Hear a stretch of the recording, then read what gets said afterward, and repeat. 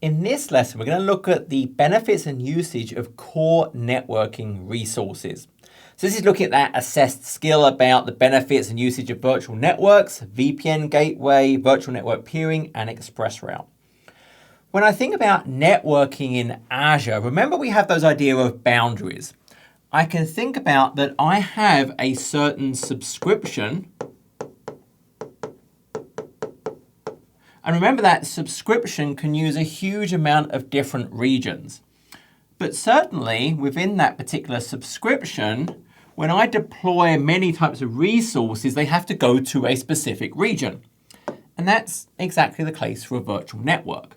So within that subscription, I'm going to pick a certain region. And those are the boundaries when I create this idea of a virtual network. So I create a virtual network resource. So that virtual network resource exists in a specific subscription. So I cannot span subscriptions, and it exists in a specific region. It cannot span regions. So this idea of this virtual network is really a core building block. Now it's defined as at minimum one set of IPv4 addresses. And we talk about the idea of a CIDR range. Now that's outside the scope of this video, but it's at least one IPv4 CIDR range. Now typically you're going to use RFC 1918. So the whole point of RFC 1918 is it's a set of IP addresses that are designed to be used on internal networks. It will not route over the internet. We ran out of IPv4 addresses, so this was created so that every company could use this same range internally and then translate that IP to one or two public IPv4 addresses using network address translation. So this is kind of this idea of 10/8, 172.16/12, or 192.168/16. And if you've used IPv4, these will make sense. If not, it's really just defining what the IP address starts with, what's part of the host network address, and then which part is the host. So you're commonly going to see in your house, probably right now, you're probably one of these address ranges because they're reserved for internal use. So I'm going to have one or more of these defined for my virtual network. Optionally, I can also add IPv6 CIDR ranges, but you don't have to do that. So that defines what is the virtual network. And then I create virtual subnets. So just like we would in a real physical network, I divide it up into one or more subnets. So this could be kind of subnet 1. I'll have a subnet 2, subnet 3, etc. And each one of these is going to be a portion of that IP space that I defined as the virtual network. So this, for example, could be 10.0.1/24. That might be 10.0.2/24, 10.0.3/24. It's some portion, if I'd picked this, or a portion of that, for my virtual network. Now remember that idea of availability zones, different physical buildings within a certain region. Both the virtual network and subnets span those availability zones. If I think of that idea of zone redundancy, these are not pinned to any particular availability zone. So if my region does have availability zones, let's say kind of there's an AZ1, an AZ2, and an AZ3, both the subnet and the VNet span those, i.e. I can put resources in the same subnet, some of them in AZ1, some in AZ2, some at AZ3. It does not matter. All of the subnets, all of the VNets are available in any AZ within that particular region. And then what I do next is I just attach resources to a particular subnet. Now we commonly draw it as the idea that, hey, I'm putting a VM in this subnet. That's not really accurate. What actually happens is that VM has a network interface card attached to it, which attaches to a particular subnet. That's really what happens behind the scenes. But to all intents and purposes, we're putting a VM in a particular subnet. So the idea of subnet 2, subnet 3. When I think about what size subnet do I need, any subnet I create, I pick a certain range. So if I pick this idea of a /24, well then there's 8 bits available for the host. So I think, oh, there's 256 usable IP addresses. Azure, you always lose 5 IPs for every subnet. You always lose the all zeros, all ones for kind of the network address and broadcast. And then Azure uses 1 for the gateway and 2 for DNS. So if I'm ever sizing a subnet, remember you always lose 5 for any virtual network you create. If I was to jump over for a second, and if we just go and look at our virtual networks, if I look at my test VNet over here and look at subnets, see I created a whole bunch of different subnets. But all of them, if you look, so I got 192.168.1, .2, .3. Notice I'm not using /24 for this one, but these are all empty. There's no resources actually connected to this virtual network at all. It's completely empty. But I'm using, hey, that 192.168 address space for the virtual network. Notice I could add additional ones. But for the subnets, look at the available IPs. It should be 256 in total, but what I actually have available is 251. You're always losing 5. 2 you always lose just for the regular protocol, all zeros, all ones, but you lose an additional 3 for the gateway and then 2 for DNS. So just remember that if you're ever trying to size up, you're trying to work out, well, what size should it be? We always lose 5 on every subnet. Now, these are all private IP addresses. Technically, you don't have to use RFC 1918. I could bring any IP range I wanted. Even if I brought an IP range that was publicly routable, it would not be publicly routable. Any IP space is a private IP within Azure. If I want to make a service available to the internet, so if I think about out here, we have the internet. Well, what we have to add is a public IP resource. This is its own resource. So I'd create a public IP and then either attach it to a virtual machine, or more specifically, the IP configuration of a virtual machine, or more commonly, we'd create something like a load balancer. And then that load balancer would attach to the public IP for its front end. And on the back end, it would connect to virtual machines to offer the service.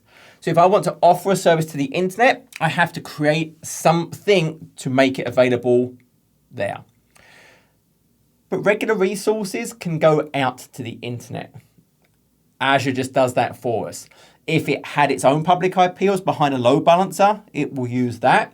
If not, it will just create a pseudo IP to use for outbound IPv4.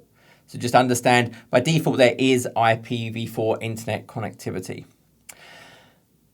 Now, what about, that's a VNet. What about if I had another VNet? What about if maybe I had another region I was using? Well, remember, a region is a boundary for a VNet. So if I wanted to use another region, let's say there's an idea of kind of a region 2, or maybe it was a different subscription, whatever the reason, I have another virtual network. I have a second one. Now, super important point. When I pick this IP space for my virtual network, make sure it does not overlap with another virtual network. It could be overlapping with an IPv4 address space or v6 on premises, or another VNet. That would be a very bad thing because then they wouldn't be able to connect. So make sure when I'm picking my address space, I pick a unique address space, something that's not currently being used anywhere because I may want to connect them in the future. So let's say, for example, in this example here, for this virtual network, let's say I actually used 10.0. 10.10/16, which is why these are 10.0. something for the subnet. So this VNet, maybe I use 10.1/16. So they're not overlapping. This could be in a different region. It could be in the same region. It could be in a different subscription, same subscription, it doesn't matter. I can do something called peering. So when I peer them, I'm now enabling connectivity between those virtual networks. It's using the Azure backbone. It's not going out to the internet or anything like that. So I can do global VNet peering, i.e. they're in different regions, or just VNet peering if they're in the same region. But they can span different regions, they can span different subscriptions, they can span even different Azure AD tenants that those subscriptions actually trust. So if I need to connect VNets together, the best option is to use peering. It's going to use that backbone network. Now, I may have other networks. I might have the idea that, hey, I have on-premises. I have my on-premises network. And once again, we have this idea that hopefully they're not overlapping, or they can't be overlapping. So maybe on-premises, I'm using 10.10/16. If I want to connect this IP space to that of my virtual network, there's really two connectivity options. The first option is we actually go via the internet. We don't need any dedicated cabling. I just have a service provider. And what we can do is over the internet, we can do a site-to-site VPN. So this is going over the internet. That's encrypted, but it is going over the internet. What I need up here is a VPN gateway. That's what enables me to establish, because on premises, I would also have a VPN server that's going to establish that connection. It's going to create that tunnel over the internet. So now connect these IP spaces together. Now the latency could vary. Remember, the latency is the time things take, because there's a certain distance. And on the internet, well, there's different routers and there's different routes it could go. So the amount of time it takes could actually vary. There's two types of VPN gateways we can actually have. The first one, the one we don't really want to use, is it could be policy-based. Now the problem with policy-based is I can only have really one connection. It's static and it's really very limited in use. It doesn't support point-to-site VPN. This would only be used if my on-premise was legacy and only supported policy. But really, we don't want to use policy. We think of that as this static type. What we want is route-based. So I have a happy face. So the idea of route-based is, just as the name suggests, it supports different routes based on the IP space I'm connecting to. It does the encryption based on that IP route. So I can have multiple connections from the gateway, and it supports point-to-site. So point-to-site, rather than connecting an entire site, it might be, hey, I have just a particular machine that over the internet, I want to establish a connection. Some developer sitting at home, I want to be part of this virtual network. So I can do that with the route-based. I could not do it with policy. So we really don't want to use the policy. The route-based also supports coexistence with ExpressRoute. Now these can run active-active, so I can actually have multiple VPN gateways, and it can be active-passive or active-active. Active-active would be there's going to be two public IP addresses, so I can actually run active-active on-prem as well and have multiple tunnels established, so I have good resiliency and faster failover if something happened. The other option is, I don't want to go over the internet. If I think about Azure, Azure actually runs this huge backbone network, this Microsoft network. And this obviously extends into all of the different regions that Microsoft has. But it also extends at certain points into these things called meet-me's or peering points. These are carrier neutral facilities. So what I can actually do is I can have a dedicated private connection. This is not over the internet. It's a private connection. And what that enables me to then have is ExpressRoute. Now, there are different models of ExpressRoute. Imagine I was actually not running my own location. I was a co-location facility. They would just connect me from their network. Imagine I am my own facility and I need a direct physical cable put in. That would be a layer 2 connection, a point-to-point Ethernet connection. Or maybe I currently have an MPLS, an IP VPN, an any-to-any connection. I could connect that to that MeetMe, a layer 3 connection. So there are different models that I can leverage. But the key point, ExpressRoute is private. It is not going over the internet. Once I have ExpressRoute, there's actually 2 modes of getting communications. The first one, and in this picture we would care about the most, is, we'll actually do a new color. We'll pick orange. We have something called private peering. What private peering does is it establishes through this connection this sharing of routes. Now what it's actually going to do is I would have an ExpressRoute gateway. So it would connect to there, they would exchange IP information using something called BGP, and now this address space is connected to this address space, and even peered networks, if I want that, there's an option to use remote gateway and use transit routing. I'm now connecting these using private peering. There is another type called Microsoft peering. Imagine there's a whole bunch of other services that don't live inside a virtual network. Well, I can make those available over ExpressRoute with the idea of Microsoft peering. And there's a huge number of these, and that's other things that don't live in the VNet. If we actually looked super quickly, what we actually have is the idea of a route filter.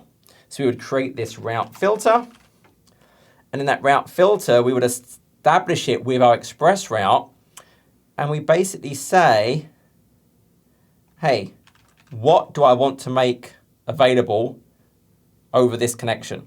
So all of these different services, and they're region-based, or they are just generic, hey, everything.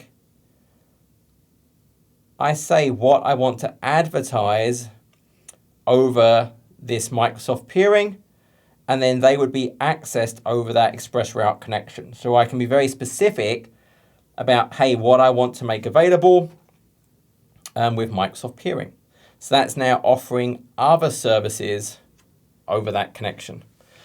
So that's the other thing I can do. I can connect to multiple virtual networks for the same ExpressRoute circuit I create. The exact number depends on the type of ExpressRoute and the size of that circuit, but it's basically giving me those capabilities. Now, there are other concepts around securing this. There's network security groups and user-defined routes, but we're going to talk about that in later lessons, so I'm not going to talk about that right now. There are 2 other quick concepts I do want to cover, though. I'm going to go over here. There are lots of resources that do not live inside a virtual network. I could imagine the idea that maybe I have a storage account. This is storage account 1. And once again, I have this idea that, hey, I've got a certain subnet. Well, this subnet 1, what I can do is I can add something called a service endpoint. So I can enable service endpoint for storage. What that now does is it adds a better route to storage in that particular region. And it now makes this subnet a known entity to storage accounts. So that storage account has a firewall. I can think about there's protection on this storage account's public-facing endpoint. So now, because this becomes a known entity, I can say, hey, subnet 1, if you're in subnet 1, you're allowed to come through and you can access the storage account. So this idea right here, these are service endpoints. It gives me a better route, and it lets me, on the firewall of the service, control which subnet's allowed to talk to it. Another option is maybe I don't want that public-facing IP address at all. Now, these could be the same subnet. I'm just drawing it differently for the sake of the drawing. Imagine it could be the same storage account. I'm going to draw a second one. And I'm drawing storage accounts. This could be a database. Huge things support this. So normally, these are all having a public-facing IP. Maybe I don't want that. So the other technology we can actually leverage is something called a private endpoint. And what a private endpoint, as the name suggests, it uses an IP address from the subnet. So let's say this is private endpoint IP1 that goes to a particular instance of a service. So when I talk to this IP, I'm talking to this particular instance of a service. And if I do that, I can actually now completely disable the public IP. I can only talk to it from that private endpoint IP address. So we covered a lot. Networking, there's a huge amount of different functionality around it. But the key point is a VNet lives within a certain region, within a certain subscription, made up of one or more IPv4 spaces, optionally IPv6. I break it into subnets. Both the region and subnet span availability zones. I can connect VNets to other VNets using peering. I must make sure the IP spaces are always unique, be it to another VNet or to on-premises. To external networks, I could use a site-to-site VPN that goes over the internet, and ideally want to use a route-based VPN because then I can connect to multiple, and we support things like point-to-site. For private connectivity, I can establish an ExpressRoute, which is its own type of gateway. With ExpressRoute, if I want to connect to virtual networks, I use private peering. If I want to have services like these actually advertised and accessed, then I can have a route filter to find which services, and I use Microsoft peering. So those are the core networking concepts.